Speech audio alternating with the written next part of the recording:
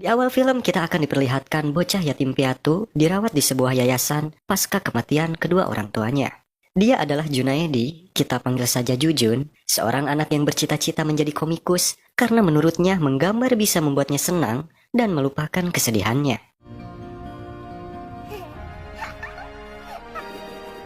Di balik keinginannya itu, Jujun mewarisi ketangguhan ayahnya yang merupakan atlet taekwondo nasional.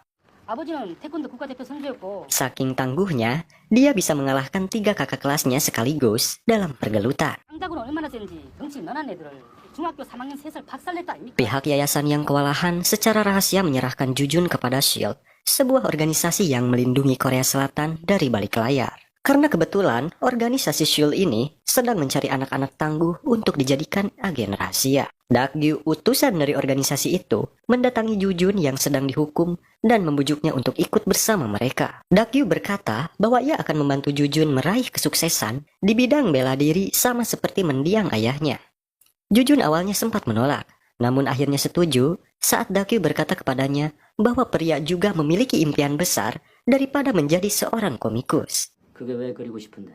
다 잊어버리게 되고 만화를 그리면 기분이 좋아져요.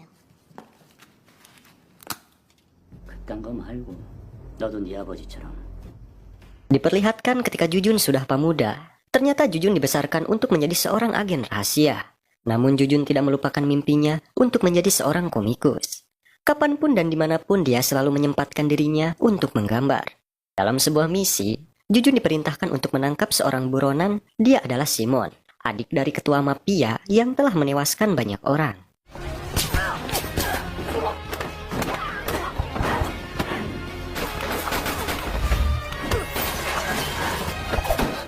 나랑 같이 가야겠다.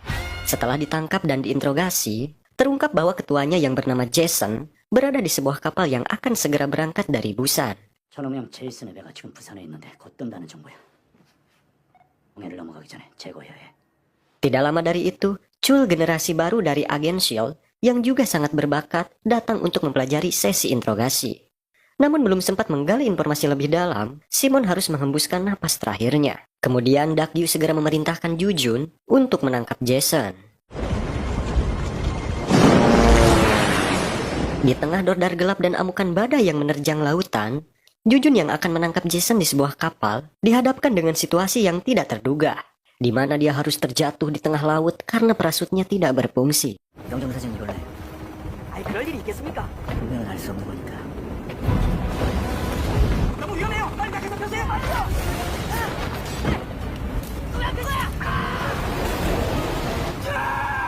Setelah Jujun dinyatakan wafat, Dakgyu dan anggota SHIELD lainnya berkumpul untuk memberikan penghormatan terakhir. Namun ternyata, Jujun selamat dari kecelakaan itu. 15 tahun kemudian, dengan identitas barunya, Jujun menjalani hari-harinya sebagai komikus online. Sayangnya impian dia ternyata tidak seindah realita, di mana dia selalu dikejar deadline, dihantui hinaan dan cacian karena komiknya jelek, bahkan sering ditegur pamajikannya karena tidak bisa diandalkan. 야, 이 화상아. 돈을 벌어서 내라도 되냐? 근데 그것도 못하냐 너는? Walaupun demikian, istrinya yang bernama Mina selalu sabar dan tetap setia kepadanya. Mereka berdua dikaruniai satu putri yang bernama Kayong. 가영아. 잘 때 이거 끼고 자면 안 좋다고 했잖아. Jujun sebagai bapak yang kerjanya tidak menentu, menggantikan sang istri untuk mengurus pekerjaan rumah dan merawat putrinya.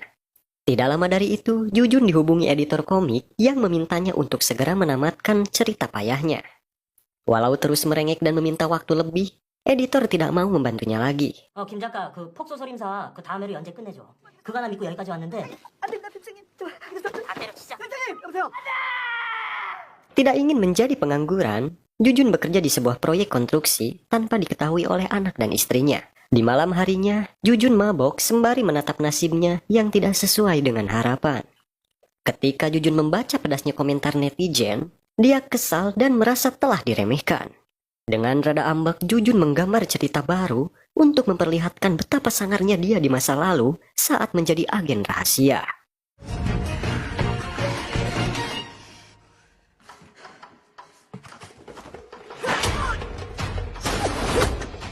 Keesokan harinya, Jujun dikagetkan dengan sikap istrinya yang tiba-tiba baik dan ramah kepadanya.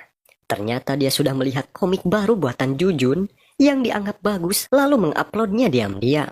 Padahal Jujun tidak bermaksud untuk mengupload komik tersebut karena mengandung banyak rahasia yang seharusnya tidak disebarkan ke publik. Dengan panik Jujun meminta editor untuk menarik kembali komiknya, namun sayang, netizen terlalu suka. Begitu juga dengan editor yang merasa diuntungkan. Setelah diminta untuk melanjutkan karyanya, Jujun pulang bersamaan dengan hujan yang celak-celik turun. Seperti biasa, dia akan menjemput putrinya ke sekolah jika tidak membawa payung. Setibanya di sana, Jujun merasa sangat rendah ketika putrinya diajak pulang bersama orang tua temannya yang kaya raya. Jujun pulang dengan rasa penyesalan, menyesal gagal menjadi ayah yang hebat. Kejadian itu memotivasi untuk melanjutkan karya barunya yang terlanjur disukai orang-orang. 자식도 건사 못하면서.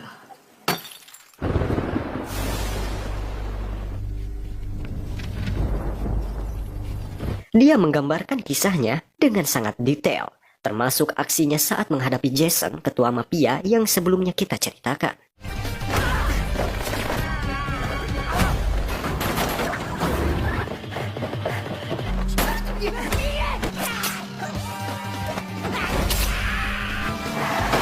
Tidak lama dari itu, komik baru buatan Jujun digemari banyak orang. Mulai dari teman sekolah putrinya, mandor di proyek konstruksi, bahkan editornya yang sangat tergila-gila dengan ceritanya itu. Hidup Jujun perlahan berubah menjadi lebih baik. Bahkan dia bisa mengabulkan permintaan putrinya. Di lain tempat, Dakgyu atasan Jujun masa lalu mendatangi sebuah warnet yang diduga menjadi tempat seorang penjahat menyebarkan ancaman pengeboman. Ketika Dakgyu berusaha memastikannya, dia terkejut oleh dua anak yang menyinggung soal organisasi SHIELD, di mana seharusnya itu menjadi rahasia terbesar negara. Anak-anak itu mengetahuinya dari komik online buatan Jujun, yang belakangan ini banyak disukai. Dengan panik, Dakgyu dan para petinggi NIS mengadakan rapat untuk membahas penemuan itu. Perlu kalian ketahui ya, SHIELD adalah organisasi baik, namun caranya salah. Mereka melatih anak-anak untuk dijadikan pasukan, melakukan cara brutal untuk menginterogasi, dan beberapa hal lainnya yang dianggap kejam. Oleh karena itu SHIELD dibubarkan tepat setelah Jujun dinyatakan tewas. Anggota NIS takut jika cerita di komik itu tersebar. Warga akan membenci pemerintah karena SHIELD pada dasarnya ada di bawah naungan NIS. Fakta tentang jasad Jujun yang tidak ditemukan membuat mereka curiga bahwa Jujun masih hidup dan menjadi dalang dari permasalahan ini. Karena hanya dialah yang tahu rahasia SHIELD dan hobi menggambar. Tidak lama dari itu direktur memberikan perintah kepada pasukannya untuk menangkap Jujun karena dianggap sebagai pengkhianat. 놈들 중에 그놈이랑 친했던 놈 있지. 프로젝트가 폐기되면서 그놈 잡는 데 쓸모가 있겠네. Setibanya di kantor Webtoon, editor menjelaskan bahwa Jujun sebagai aktor komik itu bekerja di sebuah proyek konstruksi. 당신 협조 좀 해줘야겠어. Setibanya di sana, Jujun menyadari kehadiran mereka dan merasakan ada sesuatu yang tidak beres. Setelah berusaha untuk kabur, Jujun terkepung dan terjadilah perkelahian. 김봉준 씨, 속지 마. 그 새끼마다 체포해.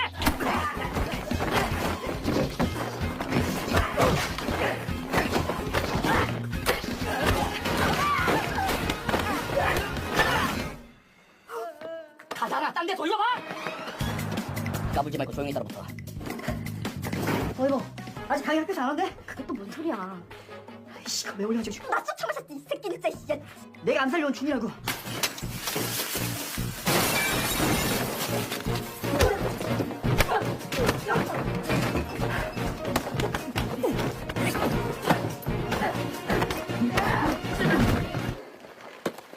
Tidak lama dari itu direktur menembak Jujun dengan taser gun dan membawanya pergi. Sementara itu sekelompok mafia yang dipimpin oleh Jason mendatangi kantor Webtoon untuk mencari orang yang telah sembrono menggambarkan dirinya ke dalam komik. Setelah mengira Jason adalah cosplayer, editor dipaksa untuk membocorkan alamat rumah Jujun. Kembali ke Jujun, dia menjelaskan kepada direktur NIS bahwasanya dia tidak sengaja membuat komik itu saat mabuk dan mengakui bahwa dia tidak punya niatan buruk sama sekali. Direktur tidak menerima alasannya dan tetap mengira Jujun adalah pengkhianat. Tidak lama dari itu, Jujun mendapat panggilan dari istrinya yang udah ditangkap oleh Jason. Jason mengancam dan meminta Jujun untuk membawa Dakgyu ke hadapannya. Motifnya adalah balas dendam, karena Dakgyu sudah menangkap adiknya di masa lalu. Jujun tidak punya pilihan lain dan terpaksa mengikuti kemauannya Jason. Akhirnya Jujun membuat tipu muslihat dan menyandra Dakgyu saat dia lengah. 죄송합니다.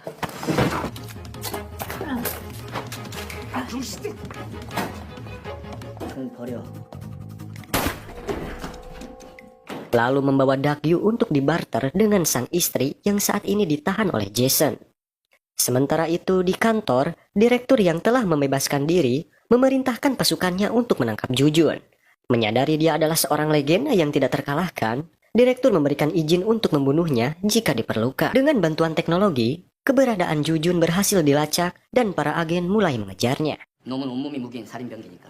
찾았습니다. 이런 사거리에서 북동쪽으로 이동 중입니다. 전 요원들에게 위치 전송해. A팀, B팀 전속력으로 따라붙어.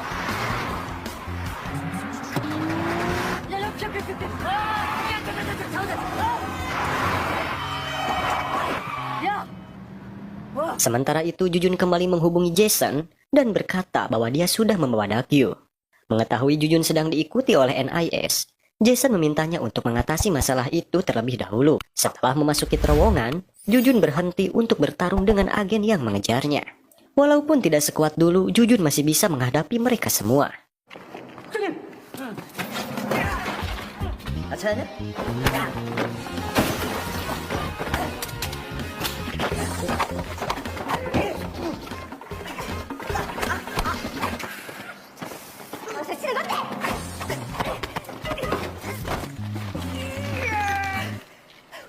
Dan setelah itu, dia melanjutkan kembali perjalanannya.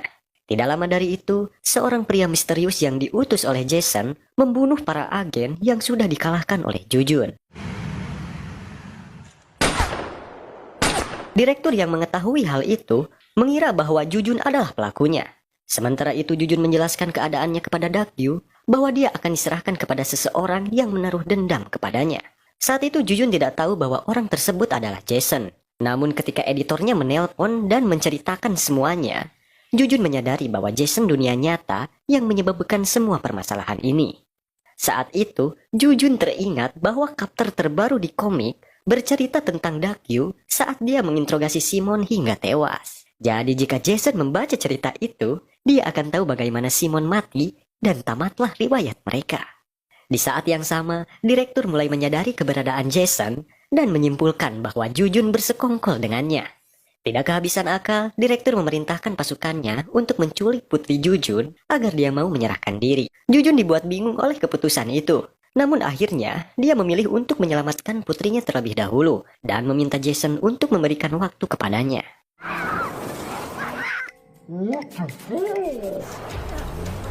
지금 그 유턴 뭐야? 국정놈들 딸을 납치했어. 너무 늦지 마. Mina yang mengira telah ditinggalkan Jujun, marah dan merasa kecewa kepadanya. Setelah melepaskan diri dari ikatan, Mina yang terkunci di sebuah ruangan tidak bisa berbuat apa-apa selain mabuk di ruangan tersebut. Sementara itu direktur membawa putri Jujun ke sebuah rumah. Chul yang ada di sana merasa iba dan akhirnya dia memutuskan untuk mempertemukan Kayong dengan ayahnya secara diam-diam. Ternyata itu adalah jebakan karena Chul bermaksud untuk menangkap Jujun seorang diri. Ketika Jujun menyerah, kesalahpahaman itu diluruskan dan akhirnya Chul tahu alasan kenapa Jujun menculik Dakyu. Dakyu sendiri mulai sadar bahwa kejadian itu adalah bagian dari permasalahannya juga. Akhirnya mereka memutuskan untuk bekerja sama guna mengalahkan Jason dan menyelamatkan Mina.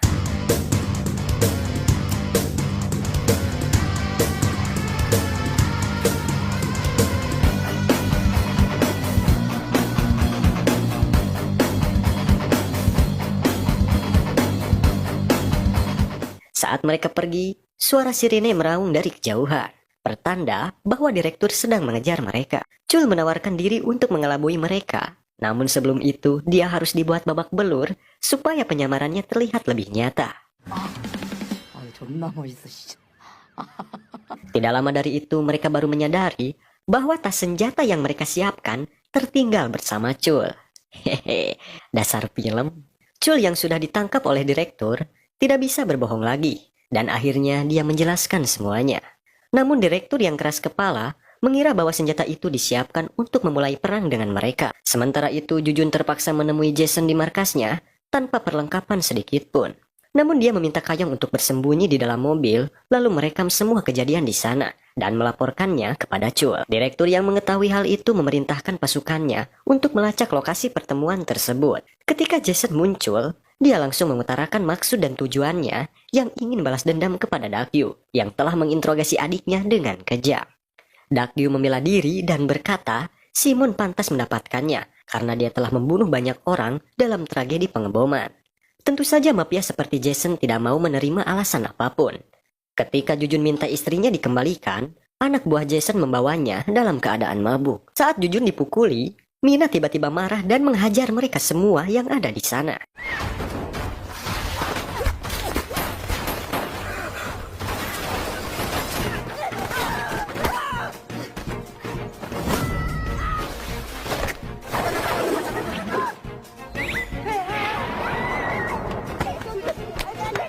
Namun ternyata itu semua hanyalah bayangan Mina karena dia berada di bawah pengaruh Chiyu.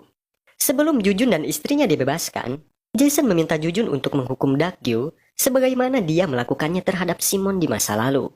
Dengan terpaksa, Jujun melakukannya karena dia tidak mau istrinya menjadi korban. Setelah Dakyu disetrum, Jason merasa itu kurang brutal dan dia menyiapkan flamethrower untuk membakarnya. Tidak lama dari itu, pasukan NIS datang dan terjadilah baku tembak.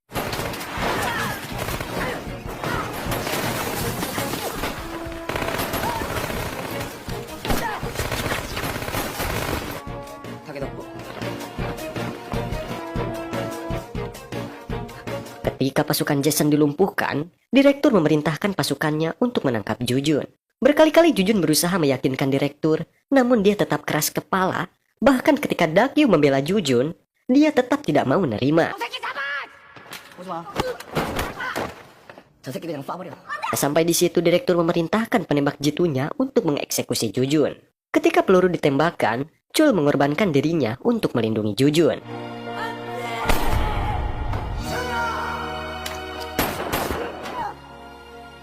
Dan mengejutkannya, penembak jitu NIS berhasil dikalahkan oleh anak buah Jason yang kemudian mulai menembak anggota NIS dari kejauhan.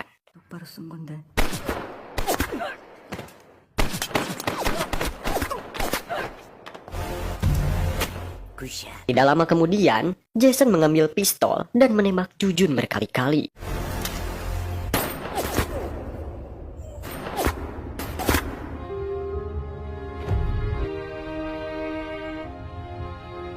Keadaan menjadi berbalik, di mana anggota NIS hanya bisa diam, tidak bisa berkutik. Chul yang selamat dari tragedi penembakan menyalahkan direktur karena dia sangat keras babatok. Begitu juga dengan Dakyu yang merasa kecewa kepadanya. 야, 이 멍청한 새끼야! 아니, 아니라고 했잖아, 이 새끼야! 너 지금 나한테 그러는 거야? 그래, 너 이 새끼야, 너. 저놈 새끼야! 잘못하면 뒤지게 생겼어. 어떻게 할 거야, 그래, 이 개새끼야! 이 개새끼들! Tidak lama dari itu, Jujun yang masih hidup bangkit. Ia menembak tangki bensin dan membuat kekacauan. Agen NIS lainnya memanfaatkan momen itu untuk menyerang balik dan terjadilah perkelahian.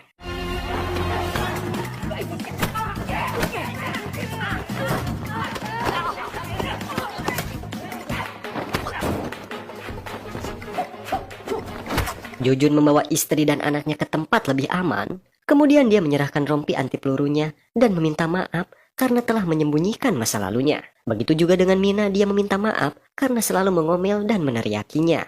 Setelah itu Jujun memerintahkan mereka untuk berlindung, sementara dia akan mengatasi masalah ini.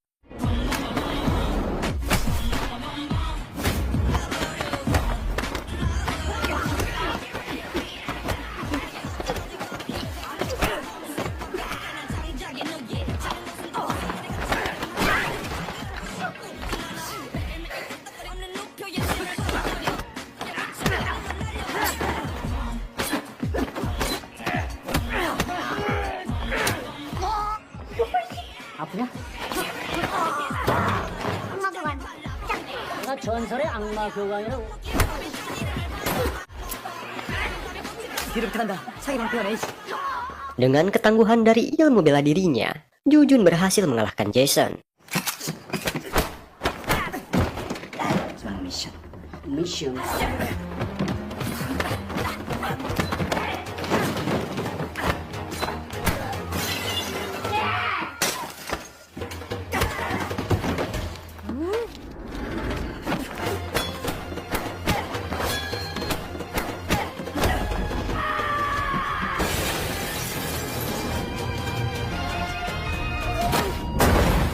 Dan misi terakhir dia 15 tahun lalu sudah selesai. Di akhir film, diperlihatkan adegan Jujun menolak kembali bergabung ke NIS dan memutuskan untuk melanjutkan karirnya sebagai kreator komik. Dan akhirnya film pun